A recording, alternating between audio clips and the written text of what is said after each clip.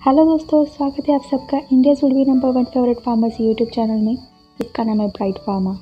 अगर आप पहली बार मेरी ये वीडियो देख रहे हैं या फिर फर्स्ट टाइम हमारे चैनल को आपने विजिट किया है या फिर अब तक आपने हमारे चैनल को सब्सक्राइब ही नहीं किया है, तो यहाँ पे आपको जो सब्सक्राइब का बटन दिख रहा है रेड कलर में, वहाँ पे आपको क्लिक कर लेना है। अब क्लिक करने के लिए आप अपना हाथ यूज़ करो, उंगली यूज़ करो या फिर पंजा यूज़ करो, या आप डिसाइड कर लो, बट मेरी चैनल सब्सक्राइब हो जानी चाहिए। और उसके बाद आपको दिखेगा ये बेल आइकन, तो बेल आइकन पे भी आपको क्लिक कर लेना है। बेल आइकन पे क्लिक करने से क्या होगा कि जब भी हम अपनी लेटेस्ट वीडियो पब्लिश करेंगे तो आपको उसकी एक नोटिफिकेशन मिल जाएगी और आप हमारे लेटेस्ट वीडियो सबसे पहले देख पाएंगे। दोस्तों, ये जो सब्सक्रिप्शन होता है ये बिल्कुल फ्री होता है, इसके लिए आपको कुछ भी पे करने की ज़रूरत नहीं होती, इसके लिए कुछ भी चार्जेस नहीं होते। तो बस आप अगर यहाँ पे सब्सक्राइब पर हिट कर लेंगे तो आप हमारे साथ जुड़ जाएंगे। एक बात मैं आपको बता दूं कि आप तक हर एक वीडियो पहुंचाने के लिए हमें बहुत ज़्यादा मेहनत करनी पड़ती है, तो प्लीज़ आप भी हमारा सपोर्ट करें, हमारे चैनल को सब्सक्राइब करें, अपने दोस्तों के साथ इस वीडियो को, हमारे चैनल को शेयर करें ताकि और भी लोग हमारे साथ जुड़ पाएँ। तो आज की वीडियो में टाइम वेस्ट नहीं करते हैं और जल्दी से स्टार्ट करते हैं। तो आज हम देखने वाले हैं प्रोसेसिंग ऑफ टैबलेट पार्ट 7, जहाँ पे हम पढ़ेंगे tablet coating process in detail. सबसे पहले देख लेते हैं कि इस वीडियो के लर्निंग ऑब्जेक्टिव्स क्या है। तो ये वीडियो देखने के बाद you will be able to understand the need of tablet coating. इसके बाद आप एनालाइज कर पाएंगे एडवांटेजेस शुगर कोटिंग के और फिल्म कोटिंग के, और you will be able to apply the knowledge to use the base suitable polymers for coating. सबसे पहले देख लेते हैं कि कोटिंग क्या है। तो टैबलेट कोटिंग में ये फिगर आप देख रहे हैं, यहाँ पे ब्लू कलर में दिया है कोटिंग और ग्रीन कलर में टैबलेट कोर है। तो होती क्या है टैबलेट कोटिंग? तो टैबलेट कोटिंग में एक टैबलेट होती है जिसमें उसका एक्सटीरियर सरफेस जो होता है टैबलेट का, उसे कोटिंग मटेरियल की एप्लीकेशन दी जाती है। अब ये एप्लीकेशन दी क्यों जाती है? जो अनकोटेड टैबलेट होती है उसके बेनिफिट्स में ऐड ऑन करने के लिए या फिर उसकी बेनिफिट्स बढ़ाने के लिए टैबलेट कोटिंग दी जाती है। अब ये तो थी टैबलेट कोटिंग की डेफिनेशन। देखते हैं कि as per IP tablet coating क्या होता है। So as per IP, tablet coated with a mixture of various substances such as resins, gums, inactive and insoluble fillers, sugars, waxes, etc. Tablet coated में जो material use होते हैं वो mainly resins, gums, insoluble fillers या फिर inactive fillers, sugars हो सकती है या फिर वैक्सेस भी हो सकती है। देखते हैं कि टैबलेट कोटिंग की क्यों जाती है, रीजंस क्या है टैबलेट कोटिंग के पीछे। The main reason is bitter taste की जो टैबलेट होती है उनका टेस्ट मास्क करने के लिए, क्योंकि बिटर टैबलेट कोई भी एडमिनिस्टर नहीं कर पाएगा। टेस्ट पर बिटर होती है टैबलेट तो हम एडमिनिस्टर नहीं कर पाते, ठीक है। Second is unpleasant odour. अगर टैबलेट की टेस्ट के साथ साथ उसका ओडर मतलब स्मेल वो भी अनप्लेजेंट है तो भी टैबलेट एडमिनिस्टर करना डिफ़िकल्ट हो जाता है। इसके लिए हम टैबलेट कोटिंग करके टैबलेट का टेस्ट या फिर ओडर मास्क कर सकते हैं। Next is protecting the drug from surrounding. अब सराउंडिंग के जो भी इफ़ेक्ट होंगे लाइक मॉइस्चर हुआ, एटमॉस्फेयर हुआ या फिर लाइट हुआ, ये जो इफ़ेक्ट है वो टैबलेट को डिस्टेबल कर सकते हैं, अनस्टेबल बना सकते हैं। तो अगर इन सारी चीज़ों से प्रोटेक्ट करना है तो टैबलेट कोटिंग देना ज़रूरी है। Next is to increase the stability. Drug को स्टेबल बनाने के लिए अपनी शेल्फ लाइफ के पीरियड के दौरान टैबलेट को कोटिंग दिया जाए तो उसकी स्टेबिलिटी बढ़ सकती है। Next is handling and ease of ingesting by patient. जो डोसेज फॉर्म बनाते हैं, हम टैबलेट बनाते हैं, तो वो हैंडल करते वक्त या फिर उसे इंजेस्ट करते वक्त उसे इजी होना चाहिए, ईज ऑफ इंजेक्शन होना चाहिए, हैंडलिंग इजी होना चाहिए ताकि पेशेंट का कंप्लायंस बढ़ पाए। Sixth is mechanical protection from breakage. अब मैन्युफैक्चर होती है टैबलेट, उस प्रोसेस के बाद शिपमेंट का प्रोसेस स्टार्ट हो जाता है, मतलब मैन्युफैक्चरिंग यूनिट से होलसेलर तक, होलसेलर से रिटेलर तक और रिटेलर से पेशेंट तक। तो ये जो प्रोसेस होता है इसके दौरान टैबलेट ब्रेक भी हो सकती है शिपमेंट के दौरान, तो ये ब्रेकेज ना हो इसीलिए कोटिंग देंगे। कोटिंग से क्या होगा कि मैकेनिकल प्रोटेक्शन मिलेगा टैबलेट को, उससे टैबलेट ब्रेक नहीं होंगी। Next is avoid light incompatibility. क्या होता है कि जब टैबलेट लाइट के कांटेक्ट में आती है तो वहाँ पे वो रिएक्शन हो जाता है, उससे टैबलेट इनकम्पैटिबिलिटी शो कर सकती है। तो उसे अवॉइड करने के लिए क्या करेंगे, कोटिंग करेंगे। Next is protection from environmental oxidation. Environment में जो ऑक्सीजन प्रेजेंट होता है तो वो टैबलेट कोर के साथ ऑक्सीडेशन प्रोसेस फॉर्म करता है, जिससे हमारी टैबलेट अनस्टेबल हो सकती है। तो वो अनस्टेबिलिटी अवॉइड करने के लिए कोटिंग देंगे तो वो इफेक्ट हम यहाँ पे अवॉइड कर सकते हैं। Next is inelegant core. Tablet जब हम कॉम्प्रेस करते हैं तो हो सकता है कि उसका अपीयरेंस कुछ खास ना आए, दिखने में वो कुछ ठीक ना लगे, इनएलिगेंट लगे। तो ऐसी टैबलेट जो होती है जहाँ पे इनएलिगेंट कोर होता है, आँखों को देखने में वो अच्छी अपीयरेंस नहीं देता है, तो ये जो डिफेक्ट है टैबलेट का वो कोटिंग की मदद से हम मिनिमम कर सकते हैं। Next is to modify the drug release profile. Drug release profile अगर हमें मॉडिफाई करना है तो भी कोटिंग का इस्तेमाल हम कर सकते हैं। And the last is product identity. अब क्या होता है कि कंपनीज जो होती है वो अलग अलग तरह की कोटिंग देती है, तो वो प्रोडक्ट को आइडेंटिफाई करने का एक साइन बन जाता है, एक मार्क बन जाता है। तो इसीलिए प्रोडक्ट आइडेंटिटी के लिए भी कोटिंग दिया जाता है। अब ये हमने देखे, ये थे रॉ रीजंस ऑफ कोटिंग कि कोटिंग दिया क्यों जाता है। अब हमने कुछ कैटेगरीज बनाई हैं, like coating for therapy, coating for processing, coating for marketing. ये जो कैटेगरीज हमने बनाई हैं उसके अंडर टैबलेट कोटिंग क्यों करते हैं ये हम देख लेते हैं। और उसमें जो फर्स्ट है वो है कोटिंग फॉर प्रोसेसिंग। अब प्रोसेसिंग के लिए कोटिंग क्यों करते हैं, तो उसमें से पहला पॉइंट है कि पैकेजिंग का स्पीड इंक्रीज करने के लिए। कोटिंग के बाद पैकेजिंग करना बहुत ज़्यादा इजी बन जाता है, तो उससे पैकेजिंग का स्पीड बढ़ जाता है। Second reason is reduces damage during packaging process. Uncoated tablets जो होती है वो ब्रिटल होती है, ब्रेक होने के चांसेस ज़्यादा होते हैं, इसीलिए डैमेज हो सकता है। अगर हम टैबलेट का कोटिंग करेंगे तो डैमेज के चांसेस हम काफ़ी हद तक रिड्यूस कर देते हैं। Next is printing efficiency and clarity. Tablet coating के बाद प्रिंटिंग का काम बहुत ही ईजी हो जाता है, क्योंकि कोटिंग के बाद टैबलेट प्रिंटिंग की जो इफ़िशियंसी एंड क्लैरिटी जो होती है वो काफ़ी हद तक इंक्रीज़ हो जाती है। Next is product identification. Colour coating जो टैबलेट होती है, कलर कोटेड टैबलेट, वो एक आइडेंटिफिकेशन मार्क आइडेंटिफिकेशन मार्क सर्व की जाती है, क्योंकि कलर के कोटिंग के अकॉर्डिंगली टैबलेट को आइडेंटिफाई करने का एक सबसे आसान तरीका होता है। Next is reduce change over and clean down time. Coating करने से क्या होता है कि टैबलेट में जो डस्ट फॉर्मेशन होती है वो कम हो जाती है, और उससे जो मशीन्स होते हैं टैबलेट में, तो उसके पार्ट चेंज करने हो या फिर उसे क्लीन करना हो तो वो जो टाइम होता है वो रिड्यूस कर सकते हैं हम। Next is reduces operator exposure to active substances. जो ऑपरेटर एक्सपोजर होता है ड्रग्स के साथ, अगर अनकोटेड टैबलेट है तो उसमें ऑब्वियसली डस्ट फॉर्मेशन होगा और वो नसल कैविटी से इंजेस्ट होता रहता है, और वो प्रॉब्लम भी क्रिएट कर सकता है, आगे चल के हमारे हेल्थ हजार्ड्स भी क्रिएट कर सकता है। तो वो जो एक्सपोजर होता है टैबलेट के कोर से ऑपरेटर का, तो वो रिड्यूस करने के लिए भी हम कोटिंग का इस्तेमाल कर सकते हैं। And the next is coating for marketing. इसमें क्या होता है कि प्रोडक्ट को, अब यहाँ पे जैसे आप फिगर में देख रहे हैं कि अलग अलग तरह की टैबलेट है, अलग शेप की है, अलग कलर की है, तो what it does, it allows product to stand out from the competition. The colour and tablet shape for branding and trademark. ये जो डिफरेंट टाइप की टैबलेट्स होती है, डिफरेंट शेप्स की टैबलेट होती है, ये एक ब्रांडिंग को एक ब्रांडिंग का एक तरीका होता है, या फिर ये एक ट्रेडमार्क बन जाता है, और ये मार्केटिंग के लिए काफ़ी हद तक यूजफुल हो सकता है। Now we will see the coating for product stability. Light, moisture और ऑक्सीडेशन, ये जो फैक्टर्स होते हैं ये प्रोडक्ट की स्टेबिलिटी में अफेक्ट कर सकते हैं। लाइट से, मॉइस्चर से, ऑक्सीडेशन, ये जो होते हैं, लाइट की कांटेक्ट में आने से ड्रग अनस्टेबल हो सकता है, मॉइस्चर के कांटेक्ट में आने से स्टेबिलिटी कम हो सकती है, हो सकता है कि टैबलेट बाहर ही डिसइंटीग्रेट हो जाए, ऑक्सीडेशन अगर हो जाए तो प्रोडक्ट डिग्रेड हो सकता है। तो इन सब से प्रोटेक्ट करने के लिए कोटिंग दिया जाता है।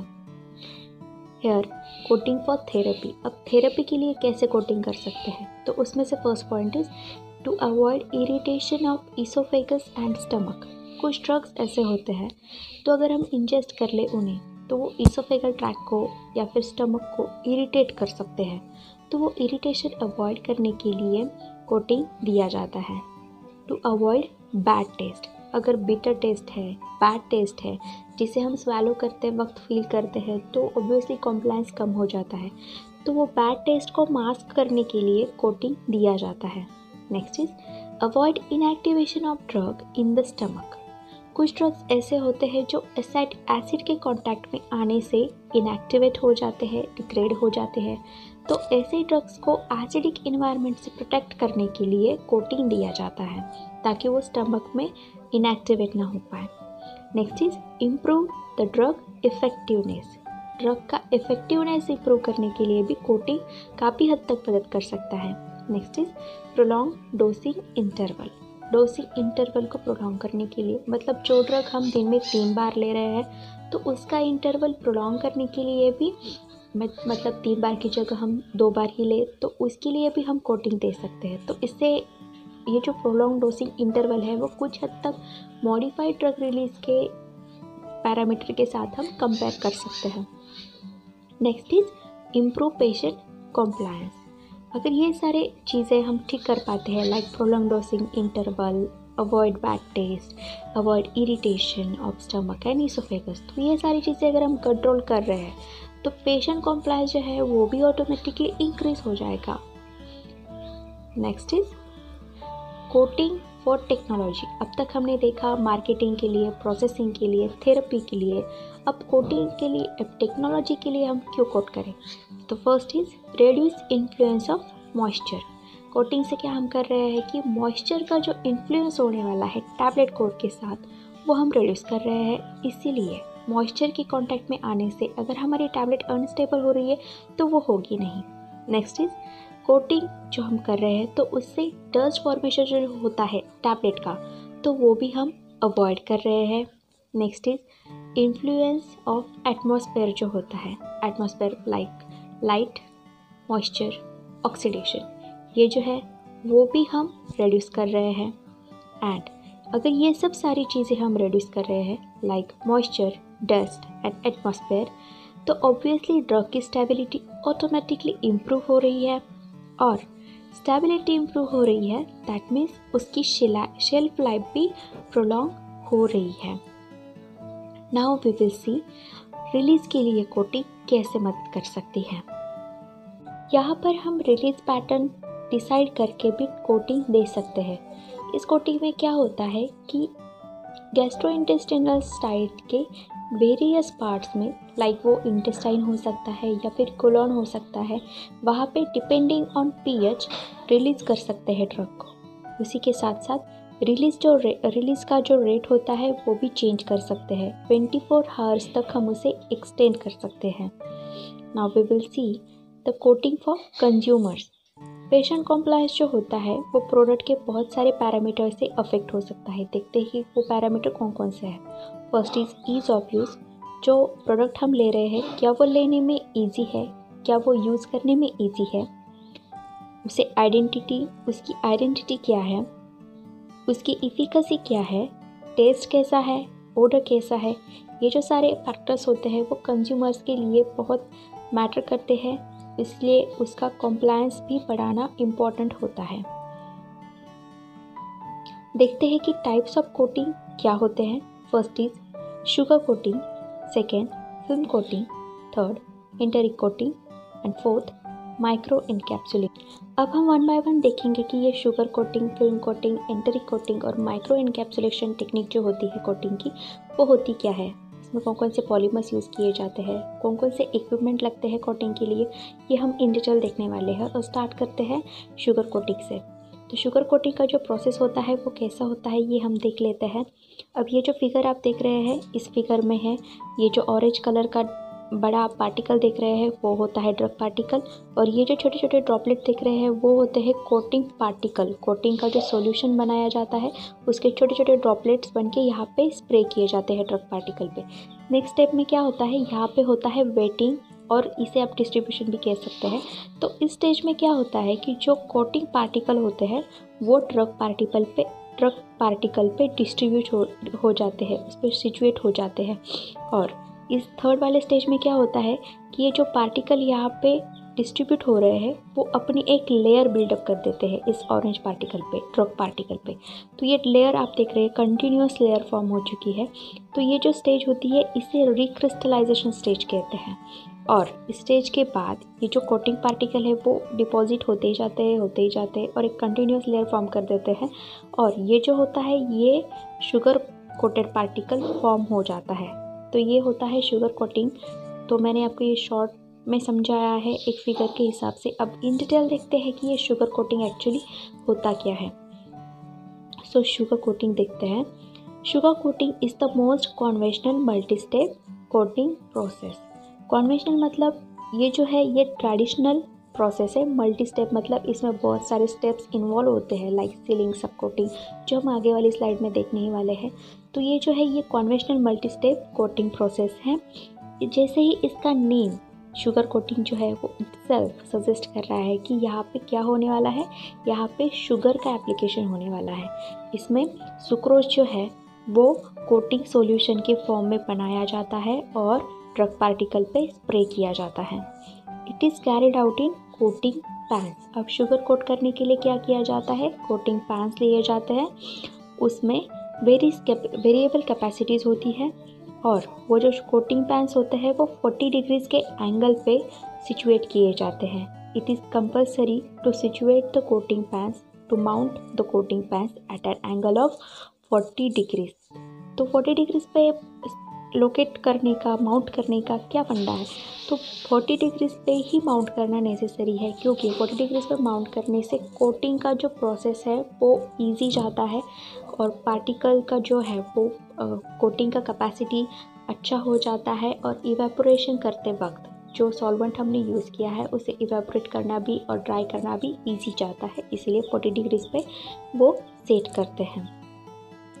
इसके लिए जो लेबर चाहिए होता है शुगर कोटिंग के प्रोसेस के लिए वो ज़्यादा चाहिए होता है और इसे करने के लिए स्किल होना भी ज़रूरी होता है। कोई भी शुगर कोटिंग नहीं कर सकता, इसीलिए स्किल पर्सन की ज़रूरत रहती है। अब देखते हैं कि शुगर कोटिंग के एडवांटेजेस क्या है।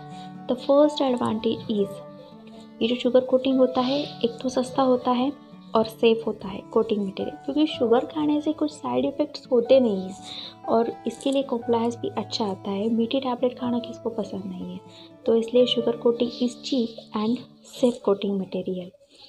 ये जो शुगर कोटिंग होती है तो उसमें जो मशीन यूज़ करते हैं हम, कोटिंग मशीन, वो भी सस्ती होती है, महंगी मशीन नहीं यूज़ होती।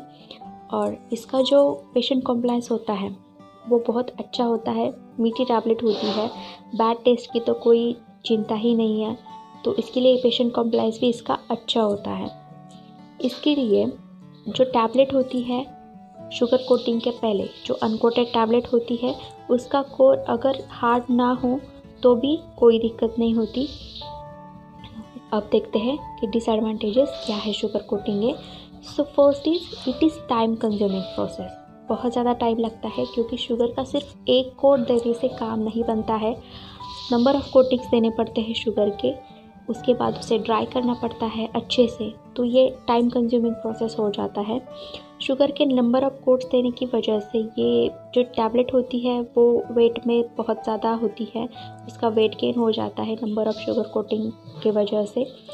और उसके बाद the next advantage is it increase the time in packaging and shipping. और ये जो शुगर कोटिंग का जो है वो प्रोसेस करने के लिए ट्रेंड पर्सन की ज़रूरत होती है।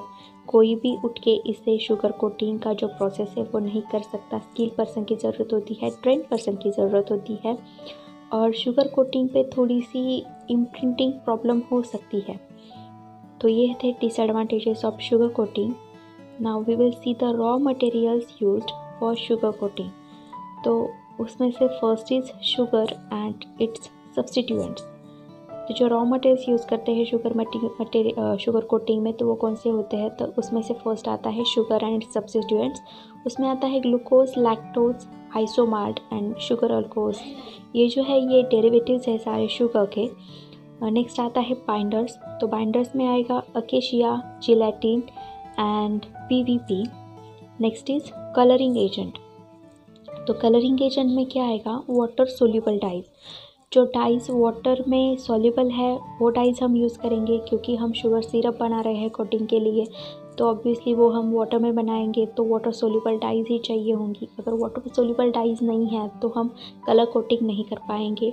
वाटर इनसॉल्यूबल डाइज जो होती है उन्हें हमें अलग तरीके से इनकॉर्पोरेट करके वो कोटिंग सॉल्यूशन बनाना पड़ता है। Next is anti adherents. कुछ ऐसे चीज़ें हमें चाहिए होती है जो टैबलेट को एक दूसरे से अडेर ना कर पाए, एक दूसरे से स्टिक ना कर पाए, तो वो चीज़ें भी हमें चाहिए होती है। उसमें आता है talcum and colloidal silica. Next is fillers. Fillers में आता है beeswax, carnauba wax and paraffin. Next is polishing agent. Polishing agent क्यों चाहिए होते हैं, टैबलेट को अच्छे से पॉलिश करने के लिए, तो उसमें हम यूज़ करेंगे calcium carbonate, calcium sulphate, starch, talcum and titanium dioxide. Other agents में आएंगे फ्लेवरिंग एजेंट्स एंड सरफैक्टेंट। तो फ्लेवरिंग एजेंट्स फ्लेवर ऐड करने के लिए चाहिए होते हैं, और सरफैक्टेंट भी हम कभी कभी यूज़ करते हैं। अब देखते हैं कि टैबलेट का जो शुगर कोटिंग का जो मेन है कोटिंग प्रोसेस, तो उसमें कौन कौन से स्टेप्स आते हैं, क्योंकि पहले ही हमने देखा कि sugar coating is a conventional multi step process, तो उसमें कौन कौन से मल्टी स्टेप होते हैं वो देख लेते हैं। जैसे कि आप फिगर में देख रहे हैं, तो फर्स्ट इज सील टैबलेट। ये जो पहले आप अंदर यहाँ पे देख रहे हैं, ये है seal tablet. Next is sub coating. Seal tablet के बाद जो लेयर है वो है सब कोटिंग। सब कोटिंग के बाद आता है स्मूथनिंग, उसके बाद आता है कलरिंग, उसके बाद आता है पॉलिशिंग। तो ये देख लेते हैं one by one. The first is ceiling. ये जो कोर टैबलेट होती है उसके बाद सीलिंग का होता है प्रोसेस। सीलिंग के बाद होता है सब कोटिंग। सब कोटिंग के बाद होता है ग्रॉसिंग, उसे स्मूथनिंग भी कहते हैं। और स्मूथनिंग के बाद आता है कलरिंग। कलरिंग के बाद पॉलिशिंग, और पॉलिशिंग के बाद जो लास्ट स्टेप आता है, सबसे लास्ट स्टेप, वो होता है प्रिंटिंग। अब प्रिंटिंग इज़ ऑप्शनल। इस फिगर में प्रिंटिंग नहीं दिखाया गया है क्योंकि प्रिंटिंग इज़ ऑप्शनल। अगर आप चाहे तो प्रिंट कर सकते हैं, ना चाहे तो कोई ज़रूरत नहीं है प्रिंट करने की। अब वन बाय वन देखते हैं कि टैबलेट शुगर कोटिंग में जो स्टेप्स आते हैं तो उसमें क्या एक्चुअली इन्वॉल्व होता है। Now we will see the first sub step under sugar coating, that is seal coating. अब सील कोटिंग करते क्यों है, रीज़न क्या है सील कोटिंग करने के। The first main reason is to prevent water from coating solution. Coating solution हम यहाँ पे क्या यूज़ कर रहे हैं, शुगर सिरप। तो शुगर सिरप हम किस में बनाएंगे, वाटर में, शुगर इन वाटर। तो शुगर का जो सिरप है वो तो वाटर में हम बना रहे हैं, तो कहीं वो वाटर टैबलेट कोर में पेनिट्रेट ना हो जाए और वहाँ से डिसइंटीग्रेट ना हो जाए, तो इसलिए हमें वो जो शुगर सिरप का वाटर है वो टैबलेट कोर में आ ना सके, इसलिए कुछ प्रिवेंशन करने पड़ेंगे, और वो प्रिवेंशन है सील कोटिंग। तो इसलिए हम सील कोट करते हैं। Next is to prevent migration from core. जो ड्रग का जो टैबलेट हमने बनाया है उसके डस्ट पार्टिकल्स है वो कहीं कोटिंग सॉल्यूशन में माइग्रेट ना हो, तो इसलिए सील कोटिंग किया जाता है। Next is to produce enteric coating in some cases. कुछ ऐसी टैबलेट्स हम बनाते हैं शुगर कोटेड टैबलेट जहाँ पे एंटेरिक कोटिंग दिया जाता है। अब ये जो है ये बहुत रेयर केस में होता है, हर एक sugar tablet enteric coated tablet नहीं होती, सब केसेस में ये किया जाता है। And next is to reduce core abrasion. जो टैबलेट होती है उसका कोर जो है, टैबलेट का एक्सटीरियर सरफेस जो है वो कोर, वो अब्रेजन ना हो, उसे रिड्यूस कर सके, इसलिए भी सील कोट किया जाता है। अब देखते हैं ये सील कोटिंग या फिर जिसे हम वाटर प्रूफिंग भी कहते हैं वो एक्चुअली होता क्या है। तो ये जो सील कोट है वो कैसे किया जाता है, यहाँ पे क्या होता है कि वाटर इम्परमिएबल कोटिंग सॉल्यूशन जो होता है जिसमें पॉलीमर यूज़ किया जाता है वो लैडलिंग या फिर स्प्रे टेक्निक से टैबलेट कोर पे स्प्रे किया जाता है। उसके बाद जो पॉलीमर्स हम यूज़ करते हैं सील कोटिंग में वो कौन कौन से होते हैं, वो हो सकते हैं इधर नेचुरल गम लाइक शेलैक, अकेशिया, और डेरिवेटिव्स ऑफ सेलुलोज, मतलब जो सिंथेटिक्स पॉलीमर होते हैं उसमें आते हैं cellulose acetate phthalate and PVAP and HPMC। तो इस तरह के जो पॉलीमर्स होते हैं वो सील कोट में यूज़ किए जाते हैं। अब देखते हैं कि ये सीलिंग जो है ये क्यों करते हैं। जैसे कि हमने पहले देखा कि जो टैबलेट होती है उसमें जो वाटर होता है कोटिंग सॉल्यूशन का वो पेनिट्रेट ना हो पाए, इसलिए प्रीमैच्योर डिसइंटीग्रेशन हम अवॉइड करने के लिए सील करते हैं। Next reason is it enables sugar coated product to exhibit modified release pattern. अब ये जो होता है ये सम केसेस में होता है कि जो शुगर कोटेड टैबलेट है वो मॉडिफाइड रिलीज पैटर्न दे। जो कन्वेंशनल रिलीज पैटर्न होता है कि टैबलेट ली कन्वेंशनल टैबलेट 8 घंटे में डिसॉल्व हो गई, डिसइंटीग्रेट हो गई, तो कुछ केसेस में मॉडिफाइड रिलीज पैटर्न भी हम डिज़ाइन करके ये टैबलेट बना सकते हैं, तो इसलिए भी सीलिंग किया जाता है। And the next is to protect the tablet core from adverse effect of moisture. Moisture मतलब कोटिंग सॉल्यूशन का जो वाटर है वो हम टैबलेट कोर से मिल ना पाए इसलिए सीलिंग कर रहे हैं, तो इसका मतलब हम मॉइस्चर के एडवर्स इफेक्ट से टैबलेट को बचा रहे हैं, तो इसलिए सीलिंग किया जाता है।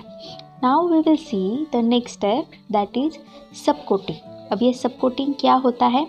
The large quantities of sugar coating are usually applied to the tablet core for increasing the tablet weight by 50 to 100%। तो मेन रोल क्या है सब कोटिंग का कि टैबलेट का वेट बढ़ाना है।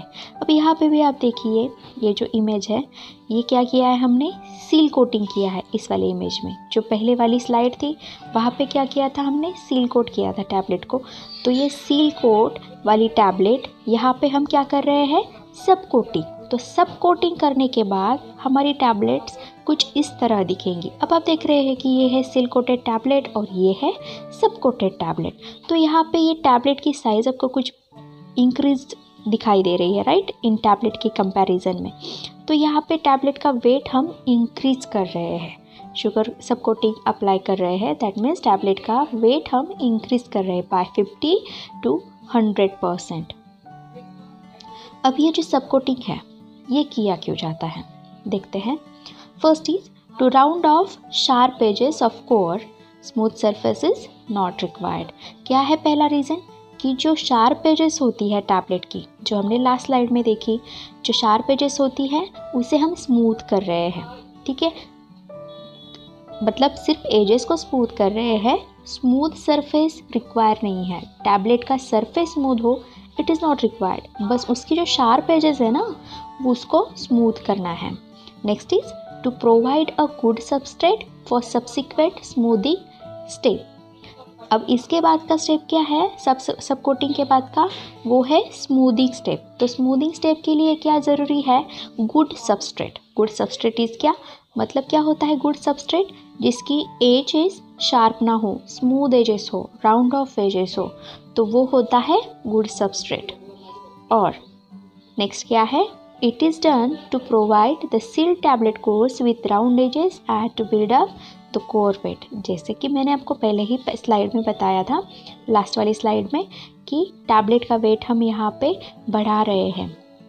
It is achieved by adding bulking agent such as calcium carbonate to the sucrose solution। अब आप सोचेंगे कि जो सब कोटिंग मैंने आपको बताया वहाँ पे टैबलेट का वेट तो 50 to 100% बढ़ रहा है, लेकिन क्या हम सिर्फ शुगर सिरप ही वहीं पे यूज़ कर रहे हैं? तो उसमें हम बल्किंग एजेंट भी ऐड कर सकते हैं। बल्किंग एजेंट कौन कौन से होते हैं, लाइक कैल्शियम कार्बोनेट। ये जो बल्किंग एजेंट होता है वो सुक्रोज सॉल्यूशन में ऐड कर देंगे सब कोटिंग के स्टेज में, तो इससे क्या हो जाएगा कि टैबलेट को एक वेट मिल जाएगा और सुक्रोज की क्वांटिटी भी ज़्यादा नहीं होगी, राइट। नेक्स्ट क्या है कि सब कोटिंग क्यों करते हैं, तो सब कोटिंग में ये सारे रीजंस हमने देखे। तो ये जो है बल्किंग एजेंट, उसके साथ साथ हम एंटी अडेरेंट्स भी उसमें ऐड करते हैं। एंटी अडेरेंट्स क्या होते हैं, एंटी अडेरेंट्स उसके एग्जाम्पल है लाइक टैल्कम पाउडर। तो ये जो होते हैं ये क्या करते हैं, वो टैबलेट को एक दूसरे के साथ स्टिक ना होने से मदद करते हैं, स्टिक ना होने पाए इसके लिए वो मदद करते हैं। और ये क्या होता है, ये एंटी अडेरेंट्स हम कब ऐड करते हैं, जब सारी टैबलेट्स पार्शियली ड्राई हो जाती है, तो उसके बाद टैबलेट एक दूसरे के साथ स्टिक ना हो, तो तब हम उस वक्त एंटी अडेरेंट एजेंट ऐड करते हैं। Now we will see the next step, that is smoothing। अब स्मूथिंग को ग्रॉसिंग ऐसा भी कहते हैं, एक दूसरे के सिनोनिम है।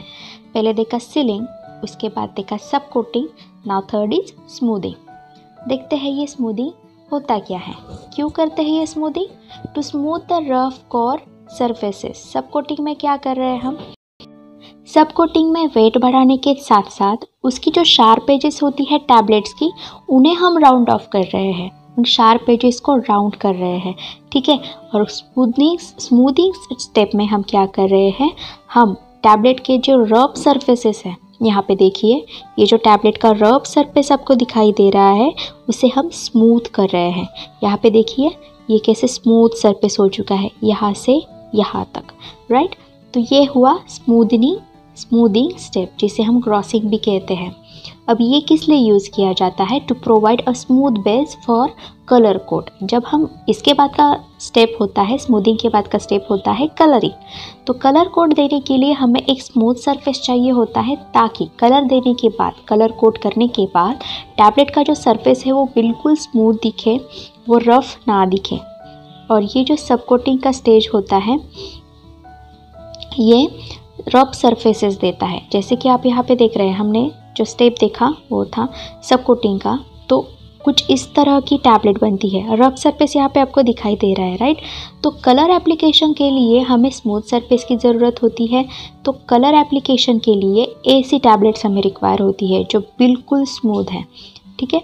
अब देखते हैं कि जो कलरिंग स्टेप है वो कैसे होता है। कलरिंग जो है, it is use to achieve an evenly coloured smooth surface. देखिए ये हमने लास्ट स्टेज में किया था स्मूदिंग के बाद यहाँ पे किया है कलरिंग। तो ये जो है, ये usually it consist of thin sucrose syrup and इसके साथ कलरिंग मटेरियल भी मिलाए जाते हैं। इसमें होते हैं वाटर सोल्यूबल डाइज और वाटर सोल्यूबल पिगमेंट्स, ये जो है ये यूज़ किए जाते हैं। अब ये जो वाटर सोल्यूबल डाइज है या फिर वाटर सोल्यूबल पिगमेंट्स हैं, ये जो कलर्स हम यूज़ करते हैं वो FD&C इस इंस्टीट्यूट के तहत अप्रूव्ड होते हैं, तभी हम इसे यूज़ कर सकते हैं। अगर अप्रूव्ड नहीं है तो हम यूज़ नहीं करेंगे। जो कलर अप्रूव्ड होते हैं वही हम यूज़ कर सकते हैं। अब ये जो स्टेप है वो है पॉलिशिंग स्टेप, इसे फिनिशिंग का स्टेप भी कहा जाता है। ये देखिए, ये हमने कलर कोटिंग किया था, यहाँ टैबलेट को कलर कोट किया है, और पॉलिशिंग के बाद टैबलेट कुछ इस तरह से दिखेंगी। पॉलिशिंग को फिनिशिंग भी कहते हैं। अब ये फिनिशिंग या फिर पॉलिशिंग ये क्यों करते हैं? The first reason is to enhance gloss. Tablets glossy दिखे इसलिए पॉलिशिंग किया जाता है। टू प्रोवाइड मॉइस्चर प्रोटेक्शन, ये जो पॉलिशिंग करते हैं इससे मॉइस्चर से भी हमारी टैबलेट्स प्रोटेक्ट होती हैं। And after the colour coating the tablet surface show a dull और मैट अपीयरेंस। ये जो यहाँ पे आप देख रहे हैं, ये हमने कलर कोट किया है, तो यहाँ पे आपको थोड़ी सी डल दिख रही है टैबलेट, राइट। ग्लॉसी नहीं दिख रही है, थोड़ी सी मैट टाइप कलर दिख रहा है।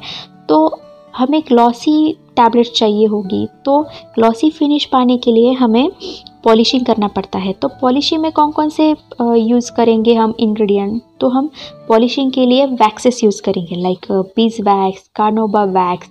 अगर ये यूज़ करेंगे तो टैबलेट हमारी ऐसी ग्लॉसी बनेगी। तो अच्छी दिख रही है टैबलेट, राइट। ये कलर मैट में थोड़ी सी डल दिखती है, यहाँ पे बहुत अच्छी दिख रही है। तो इसलिए कस्टमर कंप्लायंस या फिर पेशेंट कंप्लायंस पाने के लिए पॉलिशिंग स्टेप बहुत ही ज़्यादा इम्पोर्टेंट होता है। अब देखते हैं last step, that is 6th step, और वो है प्रिंटिंग। अब ये जो है, ये मैंने फॉर एग्जांपल दिया है। अब तक के स्लाइड में हमने जो देखे थे इमेजेस, वो first step to last step थे, like sealing, sub coating, smoothing वगैरह वगैरह। और ये जो प्रिंटिंग है ये अलग है, बट ये मैंने आपको एग्जाम्पल देने के लिए बताया, कुछ इस तरह से प्रिंटिंग किया जाता है। तो ये प्रिंटिंग जो है, different tablets could be identified manufacture logo. अब देख रहे होंगे कि टैबलेट पे भी आजकल जो है वो मैन्युफैक्चरर्स के लोगो आते हैं, वो प्रोडक्ट का नाम या वहाँ पे एम्बॉस किया हुआ आता है, डोसेज का स्ट्रेंथ एम्बॉस किया था, लाइक 500 mg, 5 mg ऐसा टैबलेट पे लिखा हुआ होता है, एम्बॉस कहते हैं उसे। तो वो एम्बॉस जो है वो एक्चुअली फैशन हो गया है अभी, और मैन्युफैक्चरर का लोगो जो है वो आइडेंटिटी के लिए यूज़ किया जाता है। तो वो होता है प्रिंटिंग। जब शुगर कोटेड टैबलेट के लिए ये आइडेंटिफिकेशन प्रिंटिंग प्रोसेस से ही अचीव किया जाता है, क्योंकि यहाँ पे हम एम्बॉस नहीं कर सकते। अगर एम्बॉस करेंगे तो ये टूट जाने के चांसेस है। और इसमें जो प्रिंटिंग के लिए इंक यूज़ करते हैं वो होते हैं एडिबल इंक्स। एडिबल इंक्स जो होते हैं वो मतलब जो हम खा सके वो होते हैं एडिबल इंक्स सॉरी। अब जो है वो है नेक्स्ट इज़ फिल्म कोटिंग। अब फिल्म कोटिंग में देखते हैं कि ये प्रोसेस क्या होता है। जैसे कि मैंने अपने शुगर कोटिंग के प्रोसेस में समझाया था, बस वैसा ही है। ये जो होता है ये होता है ड्रग पार्टिकल और ये होते हैं कोटिंग ड्रॉपलेट्स। तो ये ड्रग पार्टिकल पे कोटिंग ड्रॉपलेट का सॉल्यूशन स्प्रे किया जाता है। नेक्स्ट स्टेप में वेटिंग होता है। ये टैबलेट के जो ड्रग पार्टिकल्स होते हैं वहाँ पे ये जो कोटिंग ड्रॉपलेट्स होते हैं ये सिचुएट हो जाते हैं। और थर्ड स्टेप में होता है रिक्रिस्टलाइजेशन। तो रिक्रिस्टलाइजेशन में क्या होता है, यहाँ पे एक फिल्म फॉर्म हो जाती है कोटिंग ड्रॉपलेट की। तो फिल्म फॉर्म जो होती है वो कंटिन्यूस फिल्म फॉर्म हो जाती है इस वाली स्टेज में। और ये जो पार्टिकल हो जाता है ड्रग पार्टिकल, ये फुल्ली कोटेड पार्टिकल हो जाता है, यहाँ पे एक फिल्म फॉर्म हो जाती है। तो इस तरह से होता है फिल्म कोटिंग। अब इन डिटेल देखते हैं कि ये फिल्म कोटिंग एक्चुअली होता कैसे है। तो ये जो फिल्म कोटिंग है ये मॉडर्न अप्रोच है कोटिंग का। जो शुगर कोटिंग था वो ट्रेडिशनल अप्रोच था, कन्वेंशनल अप्रोच था, बहुत सारे दिनों से वही यूज़ कर रहे थे। लेकिन ये जो फिल्म कोटिंग है ये अभी मॉडर्न अप्रोच हुआ है। तो ये जो मॉडर्न अप्रोच है वो किस लिए यूज़ करते हैं, ताकि टैबलेट को, कैप्सूल को और पेलेट्स को हम कोट कर सके, पॉलीमरिक मटेरियल का एक थिन लेयर उस पर कोट कर सके। इसलिए हम फिल्म कोटिंग का जो ये मॉडर्न अप्रोच है वो यूज़ करते हैं। अब ये जो शुगर कोटिंग था ये ट्रेडिशनल वे में वही यूज़ किया जाता था, बल्क ऑफ कोटेड टैबलेट जिसमें हम कोट करते थे। बट फिल्म कोटिंग ज़्यादा मोर modern technology in tablet coating. अब ये फिल्म कोटिंग में होता क्या है, यहाँ पे एक सिंगल पॉलीमर या फिर mixture of film forming polymer such as HPMC, carbowax, hydroxy ethyl methyl cellulose, polyethylene glycol 400, इन टाइप के जो पॉलीमर्स होते हैं ये सिंगली या फिर इनका मिक्सचर बना के इसका कोट टैबलेट के ऊपर दिया जाता है। अब ये जो पॉलीमर्स होते हैं इन्हें वोलाटाइल ऑर्गेनिक सॉल्वेंट में डिज़ोल्व किया जाता है। पहले तो वोलाटाइल मतलब जो सॉल्वेंट इवेपोरेट हो जाते हैं, जैसे कि अल्कोहल ले लीजिए, अल्कोहल इवेपोरेट हो जाता है, ईथर भी इवेपोरेट हो जाता है। तो इन जैसे जो वोलाटाइल सॉल्वेंट होते हैं ये वो पॉलीमर इन सॉल्वेंट में डिज़ोल्व करते हैं पहले तो। और इस पॉलीमर का जो सॉल्यूशन होता है वोलाटाइल सॉल्वेंट में बनाया गया, उस सॉल्यूशन को टैबलेट में, जो रोटेटिंग पैन में टैबलेट होती है, तो उस रोटेटिंग पैन में इस सॉल्यूशन को स्प्रे करते हैं टैबलेट के ऊपर। अब ये प्रोसेस तब तक करते रहते हैं जब तक कि एक यूनिफॉर्म अच्छी फिल्म टैबलेट के ऊपर बन नहीं जाती। ये जो फिल्म कोटिंग होती है ये शुगर कोटिंग के पहले टैबलेट को वाटरप्रूफ बनाने के लिए भी यूज़ की जाती है। अब फिल्म कोटिंग जो होती है वो एंटेरिक भी हो सकती है या फिर नॉन एंटेरिक भी हो सकती है। एंटेरिक एंड नॉन एंटेरिक, इसका मैं आपको सिंपल वर्ड में मीनिंग बताऊँ तो एंटेरॉन इज इक्वल टू इंटेस्टाइन, मतलब एंटेरॉन जो है वो इंटेस्टाइन का सिनोनिम है। तो ये जो फिल्म कोटिंग होती है ये एंटेरिक हो सकती है या फिर नॉन एंटेरिक हो सकती है। अब ये जो फिल्म फॉर्मिंग एजेंट्स है, ये film forming agent non enteric film farmer and enteric film farmer इस कैटेगरी में क्लासिफाई की गई है। अब वन बाय वन देखेंगे कि नॉन एंटेरिक फिल्म फॉर्मर क्या होते हैं और एंटेरिक फिल्म फॉर्मर क्या होते हैं। अब ये जो नॉन एंटेरिक फिल्म फॉर्म होते हैं वो एक यूनिफॉर्म फिल्म देने के लिए डिज़ाइन किए हुए होते हैं ताकि वो डिज़ायर्ड मैकेनिकल स्ट्रेंथ दे पाए। अब ये जो नॉन एंटेरिक फिल्म फॉर्मर होते हैं उसके अंदर क्या क्या पॉलीमर्स आते हैं वो देख लेते हैं। फर्स्ट इज़ HPMC, जिसका फुल फॉर्म है hydroxy propyl methyl cellulose. Second is MHEC, methyl hydroxyl ethyl cellulose. Third is EC, ethyl cellulose. Fourth is HPC, hydroxy propyl cellulose. Fifth is povidone. Sixth is SCMC and seventh PG। Eighth is acrylate polymers. अब ये जो HPMC, ये जो polymers है इसे हम detail में देखने वाले हैं। So first is HPMC। अब ये जो HPMC पॉलीमर है ये बनाया कैसे जाता है, रिएक्शन किया जाता है अल्कली ट्रीटेड सेल्यूलोज और मिथिल क्लोराइड और प्रोपिलीन ऑक्साइड, इन तीनों का रिएक्शन किया जाता है और उसके बाद HPMC फॉर्म होता है। ये जो है HPMC वो क्या करता है, ब्रिजिंग और रफ टैबलेट सरफेस फॉर्म करता है।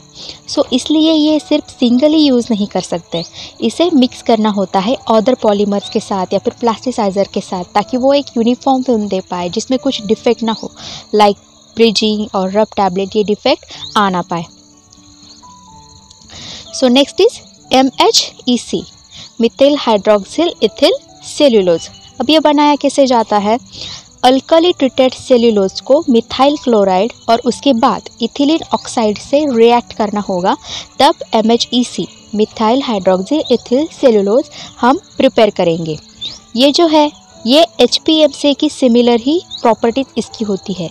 MHEC is equal to HPMC, जो प्रॉपर्टीज़ होती है दोनों की एग्जैक्टली सिमिलर होती है।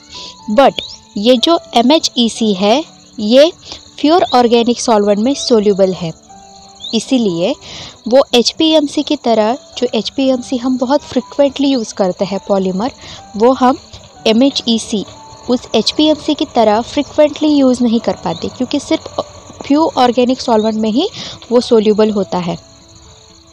और ये जो पॉलीमर्स है वो कॉम्बिनेशन में यूज़ किए जाते हैं अदर पॉलीमर्स के साथ, ताकि मॉडिफाई फिल्म प्रॉपर्टीज़ दे पाए।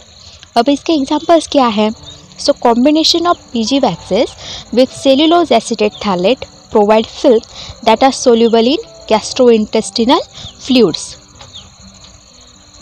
Now next is ethyl cellulose. अब ethyl cellulose ये कैसे मैन्युफैक्चर किया जाता है, जब इथाइल क्लोराइड सेल्यूलोज जो होता है उससे रिएक्ट करे, जो NaOH के सॉल्यूशन में डिसॉल्व होता है, तब इथाइल सेल्यूलोज मैन्युफैक्चर हो जाएगा। अब ये जो है ये डिफरेंट विस्कोसिटी ग्रेड्स में अवेलेबल है। इथाइल सेल्यूलोज, उसकी विस्कोसिटी अलग अलग होती है, डिफरेंट ग्रेड्स में ये अवेलेबल होता है। ये जो अनप्लास्टिसाइज्ड इथाइल सेल्यूलोज होता है ये ब्रिटल फिल्म्स फॉर्म करता है, और इसके लिए फिल्म मॉडिफायर होना भी ज़रूरी है to obtain acceptable films. Next is, ये जो इथाइल सेल्यूलोज होता है ये वाटर इनसॉल्युबल होता है, और इसीलिए हम इसे अलोन यूज़ नहीं कर सकते टैबलेट कोटिंग में। इसे हमेशा किसी और पॉलीमर के साथ मिक्स करके यूज़ करना होता है, या फिर प्लास्टिसाइज़र के साथ मिक्स करके यूज़ करना होता है। Next is, it is usually combined with water soluble additives. किसके साथ ऐड करते हैं, जो वाटर सॉल्युबल एडिटिव्स होते हैं उसके साथ इथाइल सेल्यूलोज को ऐड करके फिर उसे as a polymer film former के रूप में यूज़ किया जाता है। और इसके एग्जांपल्स क्या है, HPMC to prepare film with reduced water soluble properties. अब ये जो कॉम्बिनेशंस है ये वाइडली यूज़ किए जाते हैं सस्टेन रिलीज कोटिंग में। The next is HPC, hydroxy propyl cellulose. अब ये हाइड्रोक्सी प्रोपिल सेल्यूलोज बनाते कैसे हैं, इसे क्या करना होता है, सेल्यूलोज जो NaOH में डिसॉल्व होता है उसे प्रोपिलीन ऑक्साइड के साथ एलिवेटेड टेम्परेचर एंड प्रेशर पर रिएक्ट किया जाता है, तब HPC फॉर्म होता है। अब ये जो HPC है ये टैकी फिल्म्स देता है, थोड़ी सी स्टिकी होती है फिल्म, तो ये टैकी फिल्म्स देता है। और ये जो है HPC ये कॉम्बिनेशन में यूज़ किया जाता है ताकि इम्प्रूव फिल्म कैरेक्टरिस्टिक्स दे पाए। HPC is soluble in water below 40 degree Celsius and insoluble above 40 degree Celsius. ये जो हाइड्रोक्सीप्रोपिल सेल्यूलोज होता है वो वाटर में 40 डिग्री सेल्सियस के नीचे सोल्यूबल होता है, बट अगर टेम्परेचर 45 डिग्री सेल्सियस के ऊपर चला जाए तब ये इनसोल्यूबल हो जाता है। GI फ्लूइड्स मतलब गैस्ट्रो इंटेस्टिनल फ्लूइड्स और दूसरे ऑर्गेनिक सॉल्वेंट में भी सेम कंडीशन फॉलो करता है। The next is povidone. अब ये जो है पोविडोन ये है synthetic polymer and it consist of linear 1 vinyl 2 pyrrolidone groups. Povidone जो होते हैं ये clear glossy and hard films देते हैं जब वो ड्राई हो जाते हैं। ये जो पोविडोन होते हैं वो टैकी फिल्म्स देते हैं and which can be overcome by plasticizer और अदर पॉलीमर्स। जो नेक्स्ट है वो है अक्राइलेट पॉलीमर्स। अब ये जो अक्राइलेट पॉलीमर्स होते हैं इनका ट्रेड नेम यूड्राजिट होता है, तो यूड्राजिट के नेम के अंडर इसे ट्रेड मार्केट किया जाता है। इसमें Eudragit RL and Eudragit RS ये जो होते हैं ये है copolymers of acrylic acid and methacrylic acid esters. ये जो पॉलीमर्स होते हैं ये pH इंडिपेंडेंट और डिलेड एक्शन वाली फिल्म प्रोड्यूस करते हैं। इसके जो प्रिपरेशंस होते हैं एक्राइलेट पॉलीमर्स के, ये इथाइल सेलुलोज के फॉर्मूलेशन से बहुत ज़्यादा मैच करते हैं, सिमिलर होते हैं। Now we will see the enteric film formers. Reasons क्या होते हैं एंटेरिक फिल्म कोटिंग के?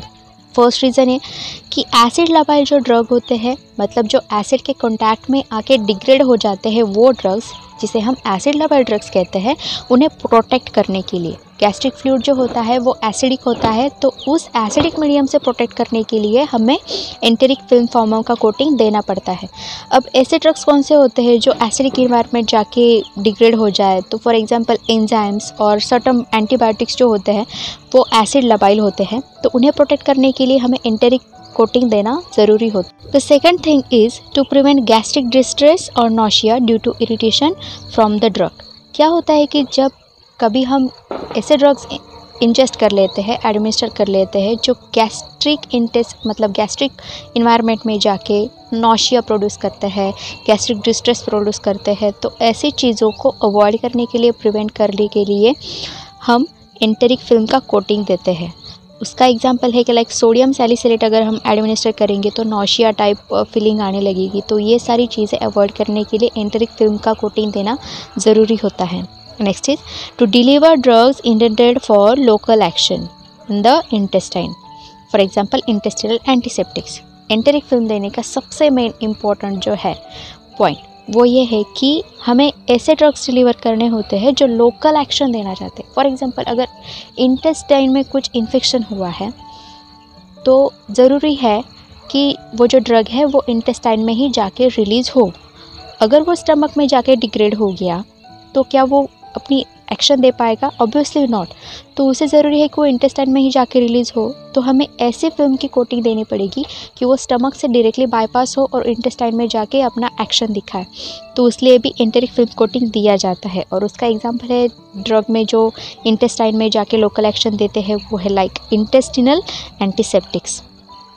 Next is to deliver drugs that are optimally absorbed in the small intestine. ऐसे ड्रग्स डिलीवर करना जो स्मॉल इंटेस्टाइन में जाके एब्सॉर्ब होनी चाहिए और उनका प्राइमरी एब्सॉर्प्शन साइट ही इंटेस्टाइन है, तो ऐसे ड्रग्स को डिलीवर करने के लिए भी एंटेरिक फिल्म कोटिंग दी जाती है।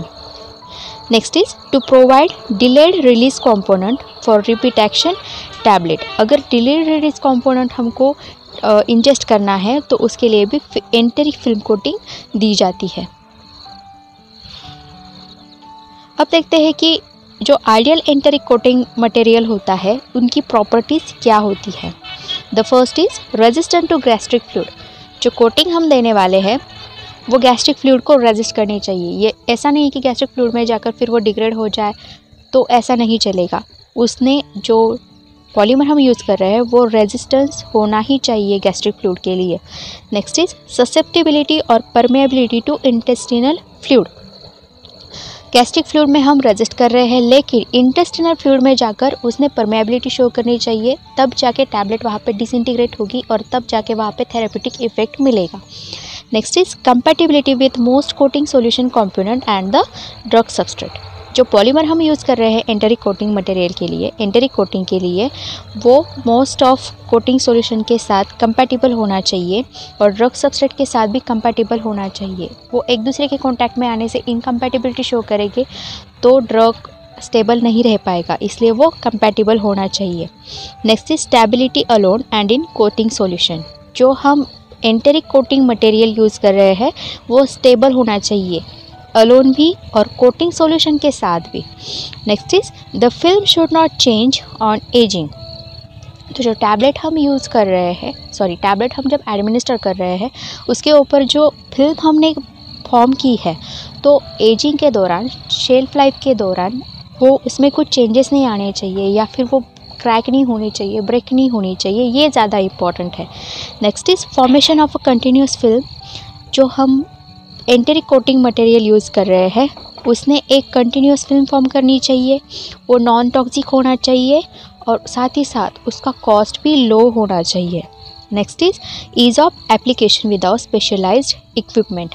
जो हम कोटिंग मटेरियल यूज़ कर रहे हैं वो उसे अप्लाई भी ईजीली करना आना चाहिए और उसे स्पेशलाइज इक्विपमेंट यूज़ करने का खर्चा वो भी बढ़ना नहीं चाहिए।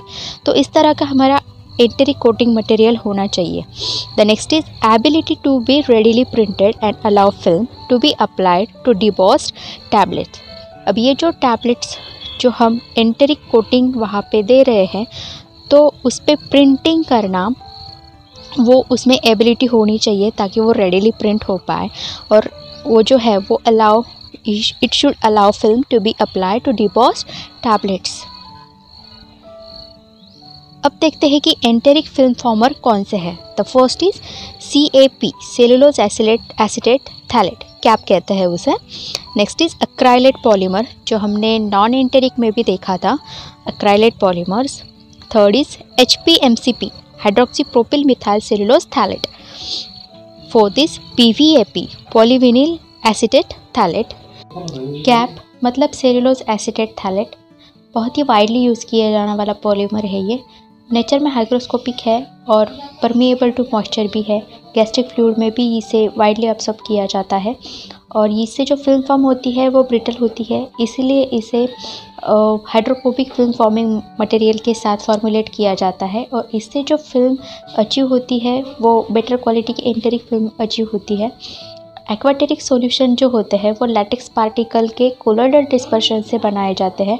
अब ये जो कोलॉइडल डिस्पर्शंस होते हैं वो बनाए कैसे जाते हैं, तो सॉलिड और सेमी सॉलिड पॉलीमर्स होते हैं जिसकी साइज़ रेंज 0.05 to 3 माइक्रॉन तक होती है और एवरेज पार्टिकल साइज़ होता है 0.2 micron. The next is acrylate polymer. Acrylate polymer जो होते हैं वो दो फॉर्म्स में अवेलेबल होते हैं, यूट्राजिट L एंड यूट्राजिट S। अब ये जो यूट्राजिट L होता है वो ऑर्गेनिक सॉल्यूशन, सॉलिड और एक्वियस डिस्पर्शन के फॉर्म में अवेलेबल होता है, वही यूट्राजिट S जो होता है वो सिर्फ ऑर्गेनिक सॉल्यूशन एंड सॉलिड के फॉर्म में अवेलेबल होता है।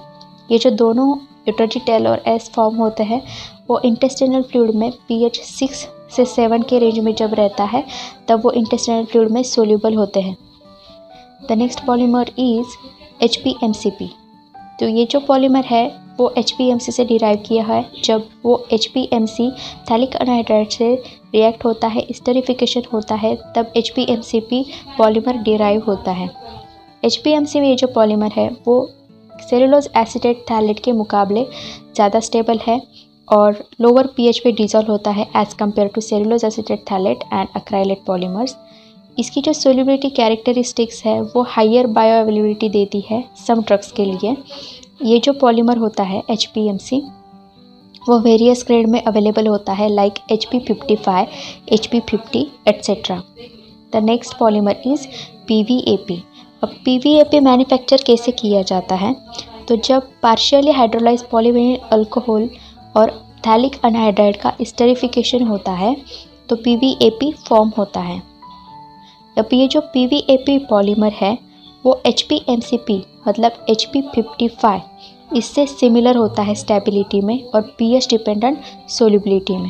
अब देखते हैं कि फिल्म कोटिंग का कॉम्पोजिशन क्या होता है।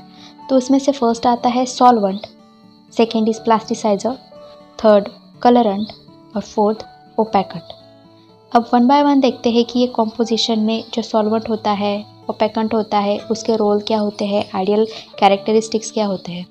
तो सॉल्वेंट जो होता है वो पॉलीमर को डिसॉल्व या फिर डिस्पर्स करने के लिए यूज़ किया जाता है, या फिर जो एडिटिव्स होते हैं जो हम पॉलीमर सॉल्यूशन के साथ यूज़ कर रहे हैं उन्हें सबस्ट्रेट सरफेस तक ले जाने के लिए सॉल्वेंट सिस्टम यूज़ किया जाता है।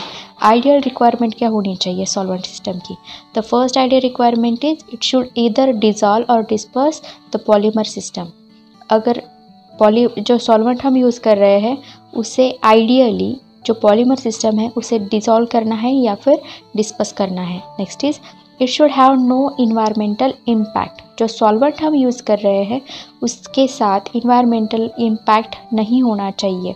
It should easily disperse other coating solution components into the solvent system. जो कोटिंग सॉल्यूशन के कंपोनेंट होते हैं उसे सॉल्वेंट सिस्टम ने अपने अंदर इजीली डिस्पर्स कर लेना चाहिए। Next is it should have rapid drawing rate, और इसकी एबिलिटी जो है वो 300 kg load in 3 to 5 hours इतनी होनी चाहिए। रैपिड ड्राइंग रेट रहेगा तो हम ज़्यादा से ज़्यादा टैबलेट कम से कम समय में इसे कोट कर पाएंगे। Next is it should be colourless, tasteless, odourless. Colourless होना चाहिए, टेस्ट नहीं होनी चाहिए उसका ओडर भी नहीं होना चाहिए। इनएक्सपेंसिव होना चाहिए, मतलब चीप होना चाहिए, सस्ता होना चाहिए। नॉन टॉक्सिक होना चाहिए, इनर्ट, ताकि वो किसी और चीज़ के साथ रिएक्शन ना कर पाए। नॉन इन्फ्लेमेबल होना चाहिए, और साथ ही साथ उसका जो रैपिड ड्राइंग रेट है वो भी रैपिड ही होना चाहिए। अब इसके एग्जाम्पल क्या है सॉल्वेंट के? फर्स्ट इज वाटर, इनएक्सपेंसिव है, नॉन टॉक्सिक है, इनर्ट है, नॉन इन्फ्लेमेबल है, कलरलेस है, टेस्टलेस है और ओडरलेस भी है, और उसका ड्राइंग रेट भी अच्छा है। इथेनॉल वो भी इनएक्सपेंसिव ही है, लाइक, और उसके तरह ही मिथेनॉल है, isopropanol, chloroform, acetone, methylene chloride, methylene ethylene, methylene ethyl ketone, ये जो है इन सारे सॉल्वेंट का ड्राइंग रेट काफ़ी अच्छा है। वो हवा में ही ऐसे रखेंगे तो वो इवेपोरेट हो जाते हैं। तो इस तरह के सॉल्वेंट हमें चाहिए होते हैं जो इनएक्सपेंसिव हो, नॉन टॉक्सिक भी हो, इनर्ट भी हो, नॉन इन्फ्लेमेबल भी हो, और जिसका रेट भी, रैपिड ड्राइंग रेट भी अच्छा हो। नेक्स्ट इज प्लास्टिसाइजर्स जो होते हैं वो फिल्म की क्वालिटी मॉडिफाई करने के लिए यूज़ किए जाते हैं। प्लास्टिसाइजिंग टेक्निक में इंटरनल प्लास्टिसाइजर और एक्सटर्नल प्लास्टिसाइजर्स, ये दो टाइप्स होते हैं। इंटरनल प्लास्टिसाइजर्स जो होते हैं वो बेसिक पॉलीमर पे केमिकल मॉडिफिकेशन कर देते हैं जो मेन पॉलीमर की फिजिकल प्रॉपर्टीज चेंज कर देते हैं। अब इसके एग्जाम्पल्स हैं castor oil, propylene glycol, glycerine, surfactants. Surfactant में एग्जाम्पल आते हैं पॉलीसॉर्बेट, जिसे हम ट्विंस भी कहते हैं, सोबिटॉल ईस्टर्स, जिसे स्पैस भी कहते हैं, और organic acid esters. Third part जो है कोटिंग कॉम्पोजिशन का, फिल्म कोटिंग कॉम्पोजिशन का, वो होता है कलरेंट। ये कलरेंट जो होते हैं वो टैबलेट को डिस्टिंक्ट कलर और एलिगेंस देने का काम करते हैं। अब सस्पेंडेड कोट कलरेंट का जो प्रॉपर डिस्ट्रीब्यूशन है उसे अचीव करने के लिए फाइन पाउडर कलरेंट यूज़ करना इम्पॉर्टेंट होता है। अब फाइन पाउडर कलरेंट का जो साइज़ होता है वो लेस दैन 10 माइक्रॉन्स होता है। अब जो कॉन्सेंट्रेशन होता है कलरेंट का वो डिपेंड करता है कि हमको किस टाइप का कलर शेड चाहिए, या फिर कौन सी डाई हम यूज़ कर रहे हैं, किस टाइप की डाई यूज़ कर रहे हैं, और ओपेकेंट जो होते हैं, ओपेकेंट एक्सटेंडर्स, उनका कॉन्सेंट्रेशन क्या है। तो इन सारी चीज़ों पे जो कलरेंट हम यूज़ कर रहे हैं उनका कॉन्सेंट्रेशन डिपेंड करता है। अगर हमें बहुत ज़्यादा लाइट शेड चाहिए, वेरी लाइट शेड चाहिए, तो उस वक्त कलरेंट का कॉन्सेंट्रेशन होगा लेस दैन 0.01%, और अगर डार्क शेड चाहिए तो उस टाइम कलरेंट का कॉन्सेंट्रेशन होगा more than 2%। The most common colourants जो हम यूज़ करते हैं वो फूड, ड्रग एंड कॉस्मेटिक, जिसे हम FD&C भी कहते हैं, और ड्रग एंड कॉस्मेटिक DMC, वो जो कलरेंट होते हैं वो सर्टिफाइड कलरेंट हम यूज़ करते हैं। जो कलरेंट FD&C से अप्रूव होते हैं या फिर DMC से अप्रूव्ड कलरेंट होते हैं उन्हें लेक्स और डाइज ऐसा भी कहते हैं। लेक्स जो होते हैं वो डाई से डिराइव किए जाते हैं बाय प्रेसिपिटेटिंग द कैरियर्स, और इसका एग्जाम्पल है एल्यूमिना और टाल्क। अब कुछ इनऑर्गेनिक मटेरियल्स होते हैं या फिर नेचुरल कलर्स होते हैं जो हम फिल्म कोटिंग में यूज़ करते हैं कोटिंग के लिए। तो देखते हैं कि वो कौन से होते हैं। First is iron oxides, caramel, carotenoid, chlorophyll, indigo, flavones, turmeric acid और कार्बनिक एसिड, ये होते हैं इनऑर्गेनिक मटेरियल्स, और जिसे हम नेचुरल कलरेंट भी कहते हैं। अब कुछ प्रोडक्ट ऐसे होते हैं जो कमर्शियली अवेलेबल होते हैं एज अ कलरेंट। उसमें से फर्स्ट है ओपेलक्स। वो जो ओपेलक्स होते हैं वो ओपेकेंट कलर कॉन्सेंट्रेट होते हैं जो शुगर कोटिंग के लिए यूज़ किए जाते हैं। नेक्स्ट होता है ओपा स्प्रे। ये ओपा स्प्रे जो होता है वो फिल्म कोटिंग के लिए यूज़ किया जाता है। और नेक्स्ट होता है ओपा ड्राई। अब ये जो होता है ये कंप्लीट फिल्म कोटिंग कॉन्सेंट्रेट होता है। अब देखते हैं कि ओपेकेंट एक्सटेंडर्स होते क्या है। ये जो ओपेकेंट एक्सटेंडर्स होते हैं ये बहुत ज़्यादा फाइन इनऑर्गेनिक पाउडर्स होते हैं जो कोटिंग सॉल्यूशन में यूज़ किए जाते हैं। अब ये कोटिंग सॉल्यूशन में यूज़ किए क्यों जाते हैं? क्योंकि ये मोर पेस्टल कलर्स प्रोवाइड करते हैं जो फिल्म कवरेज भी इंक्रीज कर देते हैं। ओपेकेंट एक्सटेंडर्स जो होते हैं वो वाइट कोटिंग प्रोवाइड करते हैं। वाइट कोटिंग प्रोवाइड करने से क्या होगा कि पहले जो प्रीवियसली मौजूद कलर होता है उसे मास्क कर देंगे। टैबलेट का जो कलर होता है टैबलेट कोर का, उसे वाइट कोटिंग से मास्क किया जाता है। अब इसके एग्जाम्पल्स है टिटेनियम डाइऑक्साइड, सिलिकेट्स जैसे कि टैल्क, एल्यूमिनियम सिलिकेट, कार्बोनेट्स जैसे कि मैग्नीशियम कार्बोनेट, सल्फेट्स जैसे कि कैल्शियम सल्फेट। इस तरह के ओपेकेंट एक्सटेंडर्स हम यूज़ करते हैं। देखते हैं कि एडवांटेजेस क्या है फिल्म कोटिंग टेक्निक के। फिल्म कोटिंग टेक्निक का पहला एडवांटेज है कि ये लेस टाइम कंज्यूमिंग है, जबकि शुगर कोटिंग टाइम कंज्यूमिंग था। नॉट मच लेबर रिक्वायर्ड, इसमें ज़्यादा लेबर की ज़रूरत नहीं पड़ती। शुगर कोटिंग में ज़्यादा लेबर की ज़रूरत पड़ती है और साथ ही साथ स्किल पर्सोनेल होना चाहिए। यहाँ पे इसके कोई एडवर्स इफेक्ट नहीं है डिसइंटीग्रेशन पर। The product cost is low because the material used for coating is quite cheap. Obviously, जो मटेरियल हम यूज़ कर रहे हैं, जो पॉलीमर यूज़ कर रहे हैं वो बहुत ही चीप है, सस्ते हैं, तो इसीलिए प्रोडक्ट का कॉस्ट भी हमेशा कम ही रहेगा यहाँ पे। एंड ये जो फिल्म कोटिंग का है, it protects the drug from atmospheric changes such as light, air and moisture. तो इन सारी एटमॉस्फेरिक चेंजेस से हमारे ड्रग को प्रोटेक्ट करता है फिल्म कोटिंग। अब ये जो कोटिंग है वो क्रैकिंग और चिपिंग के लिए रेजिस्टेंट है। फिल्म कोटिंग करेंगे तो क्रैकिंग भी नहीं जाएगी और चिपिंग भी नहीं होगा, लेकिन शुगर कोटिंग में क्रैकिंग और चिपिंग के चांसेस हो सकते हैं।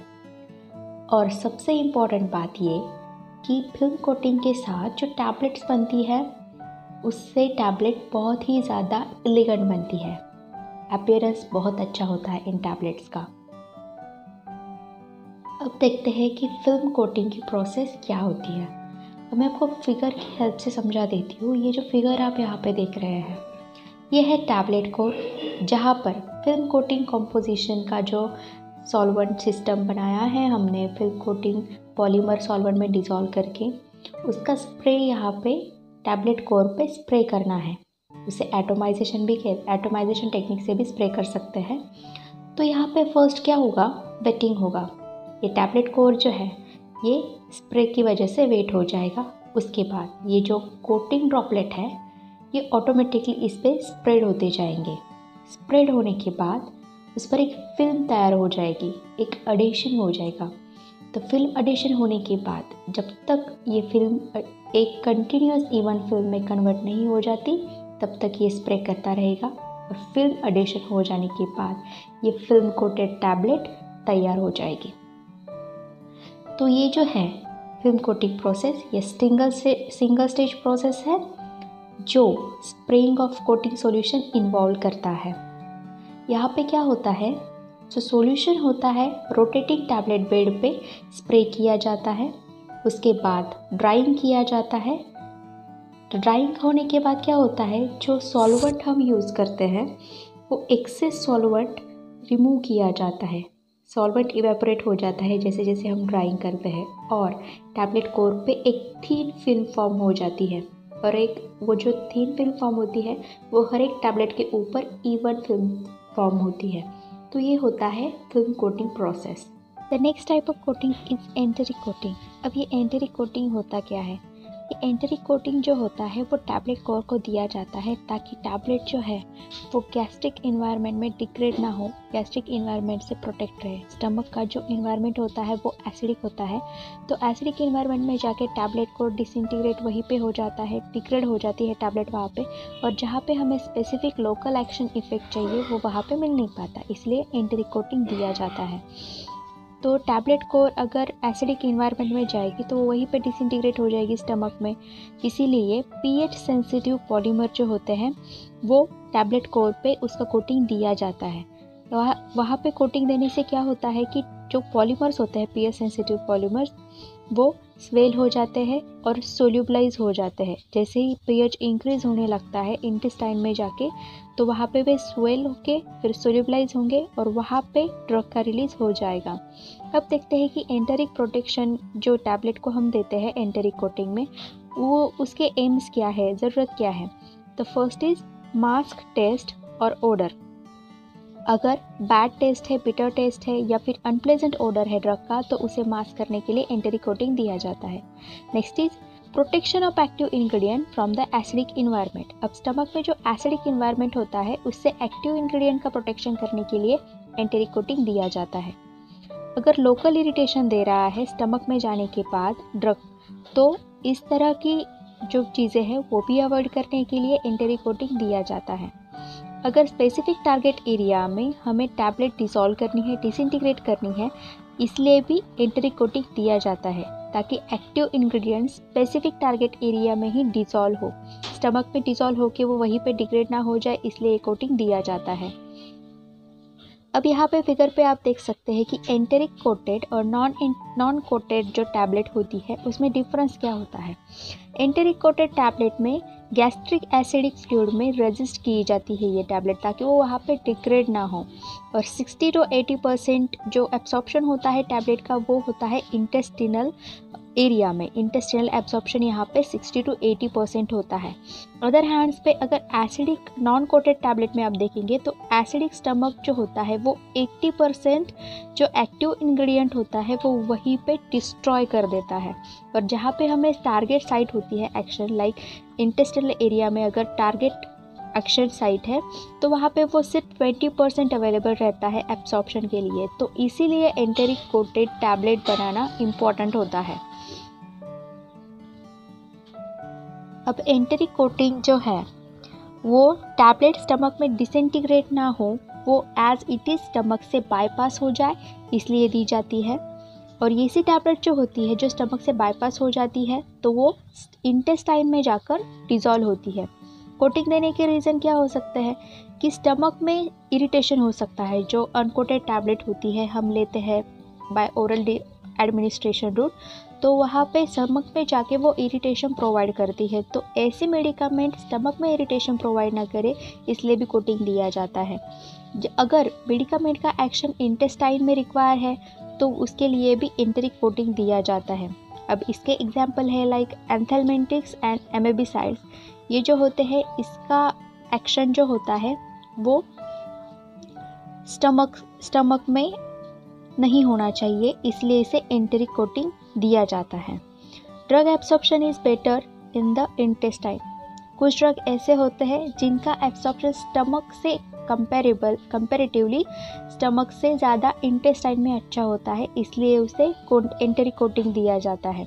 कभी कभी डिलेड एक्शन भी नेसेसरी होती है तो उसलिए भी एंटेरिक कोटिंग दिया जाता है ताकि टैबलेट इंटेस्टाइन में जाके वहीं पे डिसइंटीग्रेट हो जाए। अब आइडियल प्रॉपर्टीज़ देखते हैं कि एंटेरिक फिल्म कोटेड जो टैबलेट होती है उसकी आइडियल प्रॉपर्टीज़ क्या होती है। तो आइडियल प्रॉपर्टीज़ में first is resistance to gastric fluid. Gastric fluid में जाके वो डिस्ट्रॉय नहीं होनी चाहिए। देन नॉन टॉक्सिक होनी चाहिए। रिक्वायर क्वांटिटी, जो क्वांटिटी हम यूज़ कर रहे हैं वो नॉन टॉक्सिक होनी चाहिए। इकोनॉमिकल होनी चाहिए, सस्ती होनी चाहिए। जो पॉलीमर हम यूज़ कर रहे हैं एंटेरिक कोटिंग के लिए उसमें एक कंटिन्यूअस फिल्म फॉर्म करनी चाहिए।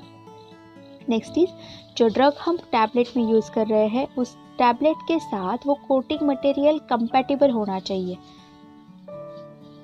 अब देखते हैं कि कोटिंग प्रोसेस क्या होती है। क्या होता है कि लार्ज स्केल में एंटेरिक कोटिंग जो होती है टैबलेट की वो एक रोटेटिंग पैड में होती है। जो सॉल्यूशन होता है एंटेरिक कोटिंग मटेरियल का, अब एंटेरिक कोटिंग मटेरियल हम कौन से यूज़ करेंगे सच एज सेलॉल, सेल्यूलोज एसिटेट थैलेट, शेलैक और इन सब के डेरिवेटिव्स, ये सब ऑर्गेनिक सॉल्वेंट में, वोलेटाइल ऑर्गेनिक सॉल्वेंट में इसका सॉल्यूशन बनाते हैं। और सॉल्यूशन जो बनाया जाता है वो स्प्रे किया जाता है। जो रोटेटिंग पैन होता है जिसमें टैबलेट डाली जाती है फिर वो कोटिंग पैन में स्प्रे किया जाता है। स्प्रे करने के बाद क्या होगा, हॉट एयर जो नोजल आता है हॉट एयर का, उसे ब्लो किया जाता है टैबलेट पे। जो पैन में टैबलेट होती है रोटेटिंग पैन में, तो वहाँ पे वो हॉट एयर ब्लो की जाती है। उसके बाद क्या होगा, जो ऑर्गेनिक सॉल्वेंट में हमने बनाया है, वोलेटाइल ऑर्गेनिक सॉल्वेंट में हमने कोटिंग सॉल्यूशन जो बनाया है, वो धीरे धीरे इवेपोरेट होने लगता है। और इवेपोरेट होने के बाद एक फिल्म फॉर्म हो जाती है एंटेरिक कोटेड मटेरियल की टैबलेट के ऊपर। तो इस तरह से होता है कोटिंग का प्रोसेस। अब ये प्रोसेस जो है, जब तक एक अच्छी लेयर फिल्म फॉर्म हो नहीं जाती, तब तक ये प्रोसेस रिपीट किया जाता है। अब देखते हैं कि माइक्रो इनकैप्सुलेशन क्या है। Micro encapsulation is a process और technique by which thin coating can be applied to small particles of solids, droplets of liquid और dispersion, thus forming micro capsules. क्या होता है माइक्रो इनकैप्सुलेशन में? कोटिंग दी जाती है ताकि सॉलिड्स पे, ड्रॉपलेट्स पे, डिस्पर्शन पे एक अच्छी थीन लेयर फॉर्म हो पाए। और वो थीन लेयर जब फॉर्म होती है तो क्या बनते हैं? Micro capsules. अब ये जो माइक्रो कैप्सूल होते हैं वो सिंगल पार्टिकल से भी बने होते हैं या फिर क्लस्टर पार्टिकल से भी बने होते हैं। एक सिंगल पार्टिकल हो सकता है या फिर पार्टिकल का क्लस्टर हो सकता है, ग्रुप, क्लस्टर इज ग्रुप, वो भी हो सकता है। अब ये जो माइक्रो इनकैप्सुलेशन टेक्निक है वो अदर कोटिंग मटेरियल से थोड़ी सी डिफरेंट होती है, क्योंकि बाकी मेथड्स में हम सिर्फ कोटिंग करते हैं, लेकिन माइक्रो इनकैप्सुलेशन में हम माइक्रो कैप्सूल्स फॉर्म करते हैं, इसलिए इसे माइक्रो इनकैप्सुलेशन कहते हैं। अब ये जो माइक्रो इनकैप्सुलेशन प्रोसेस है, इसमें पार्टिकल्स की जो रेंज होती है वो 10th of micron to 5000 of micron, इस रेंज तक वैरी करती है। अब देखते हैं कि माइक्रो इनकैप्सुलेशन की टेक्निक्स क्या होती है। First is pan coating, second fluidized bed coating, third coacervation, fourth electrostatic deposition, fifth vacuum deposition, sixth polymerization and seventh multi orifice centrifugal process. अब ये जो माइक्रो इनकैप्सुलेशन की टेक्निक है वो हम नेक्स्ट वीडियो में देखेंगे। साथ ही साथ ये भी देखेंगे कि कौन कौन से इक्विपमेंट यूज़ किए जाते हैं कोटिंग टेक्निक्स में, और कोटिंग टेक्निक्स के साथ साथ जो डिफेक्ट्स होते हैं, कोटिंग के डिफेक्ट वो क्या होते हैं वो भी हम देखेंगे। तो अब तक हमने क्या सीखा? हमने सीखा कि कोटिंग क्या होती है, कोटिंग करते क्यों है, शुगर कोटिंग हमने देखा, शुगर कोटिंग का प्रोसेस क्या होता है, कौन कौन से सब स्टेप्स होते हैं शुगर कोटिंग में, एडवांटेजेस क्या होते हैं शुगर कोटिंग के और डिसएडवांटेजेस क्या होते हैं। उसके बाद हमने देखा कि फिल्म कोटिंग क्या होती है, फिल्म कोटिंग का प्रोसेस कैसे होता है, कौन कौन से पॉलीमर्स यूज़ किए जाते हैं फिल्म कोटिंग में। उसके बाद हमने देखा कि एंटेरिक कोटिंग क्या है, एडवांटेजेस और डिसएडवांटेजेस क्या होते हैं, और एंटेरिक कोटिंग का प्रोसेस क्या होता है। दोस्तों, thanks for watching my video. Next video topic में हम बात करेंगे टैबलेट कोटिंग इक्विपमेंट के बारे में। अगर आपको मेरी वीडियो अच्छी लगी हो तो प्लीज़ इसे लाइक करना ना भूलें। आपके एक लाइक से हमारी मोटिवेशन बनी रहती है। साथ ही साथ हमारे चैनल को सब्सक्राइब करना ना भूलें। अगर आपको ये वीडियो अच्छी लगी है तो प्लीज़ अपने दोस्तों के साथ शेयर करें ताकि और लोग हमारे साथ जुड़ पाए। और अगर आपको कोई डाउट है या फिर आप चाहते हैं कि मैं कोई और टॉपिक कवर करूँ और कोई आपकी समस्याएँ हैं तो प्लीज़ एक कमेंट करना ना भूलिए, हम आपकी कमेंट का ज़रूर रिप्लाई करेंगे।